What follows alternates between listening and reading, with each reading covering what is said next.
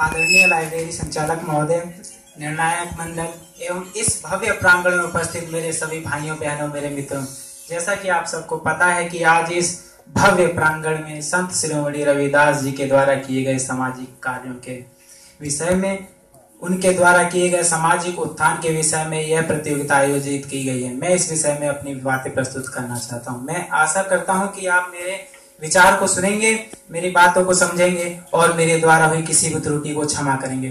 तो मैं आपको सबसे पहले उस समय के विषय में बताना चाहता हूं कि वह समय कैसा था, उस समय क्या था, उस समय क्या होता था, क्या उस समय मानव ही मानव किस प्रकार से एक दूसरे का दुश्मन था। वहां उस समय जीव जंतु तो प्यार से रहते थे, कुत्ते बिल्ली सब प्यार से रहते थे, परंतु मानव ही मानव एक दूसरे के दुश्मन थे, एक दूसरे की जान लेते थे।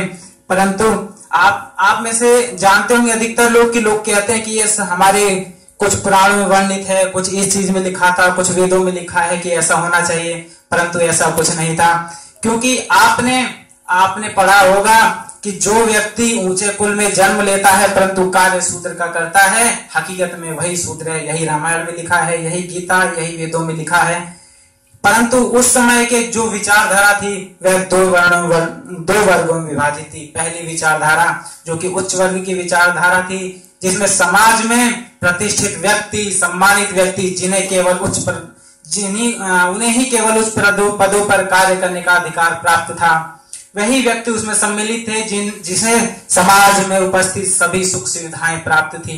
परंतु वहीं दूसरा एक वर्ग, एक बड़ा तबका जो कि इन चीजों के लिए तरस रहा था, वह भी चाहता था कि मैं मंदिर में पूजा कर सकूं, अपने भगवान से मिल सकूं, जिसने इस सृष्टि को बनाया, जिसने मुझे बनाया, मेरे भाइयों को बनाया।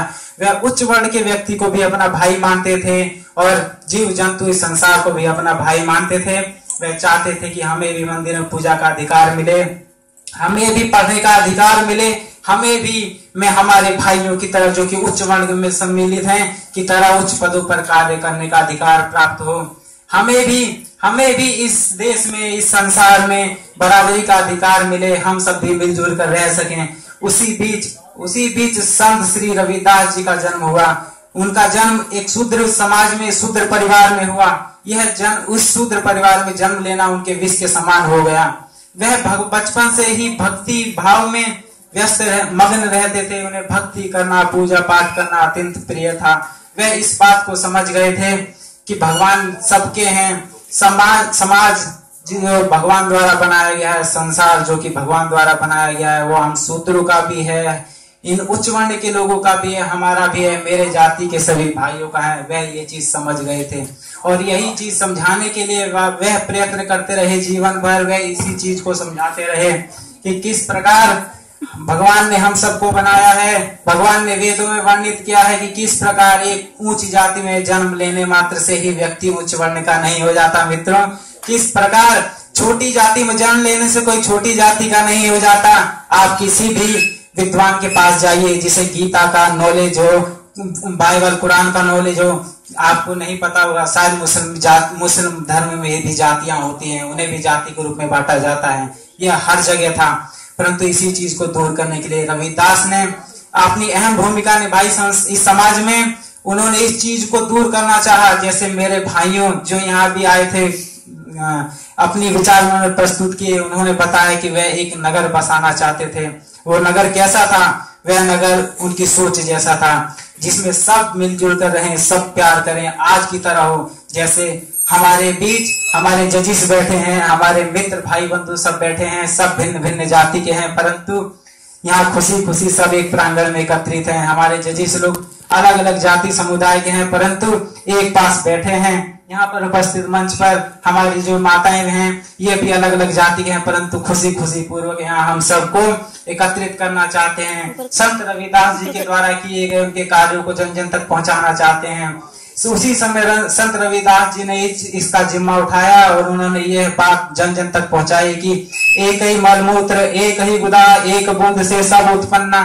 कि जब एक ही मलमूत्र, एक ही खाल और एक ही बूंद से, एक ही कण से सब उत्पन्न है, तो कौन बामन कौन छुरा, सब ही एक ही हैं, सब भगवान के भक्त हैं, सब भगवान के पुत्र हैं, और सबको पढ़ाई का, लिखाई का और समाज में बराबरी का अधिकार प्राप्त होना चाहिए। मैं इसी के साथ अपने वाणी को विराम देना चाहता हूँ और इस भाषण से अतिरिक्त आपके सम्मुख अपनी बातें प्रस्तुत करना चाहता हूँ और इसकी मैं आपसे इजाजत चाहता हूँ। मित्रों, जैसा कि आप देख रहे हैं कि इस संसार में, इस समाज में आज सभी लोग मिलकर खुशी खुशी रह रहे हैं, परंतु मेरे को नहीं लगता कि अभी भी सब मिलकर जुलकर रहते हैं। क्यों? अब आप सोच रहे हैं ऐसा क्यों है? क्योंकि मैं आपको बताना चाहूंगा कि जातिवाद तो खत्म हो गया, परंतु धर्मवाद अभी भी खत्म नहीं हुआ। लोग हिंदू मुस्लिम के नाम पे अभी भी लड़ जाते हैं। ये कौन करता है? ये हमारे समाज के उस समय उच्च वर्ण था, परंतु आज के समय में ये नेता वर्ग हैं। ये आपको लड़ाना चाहते हैं, परंतु आप अपने विवेक का इस्तेमाल कीजिए। जातिवाद तो खत्म हो गई, धर्मवाद खत्म कीजिए। जय हिंद, जय भारत।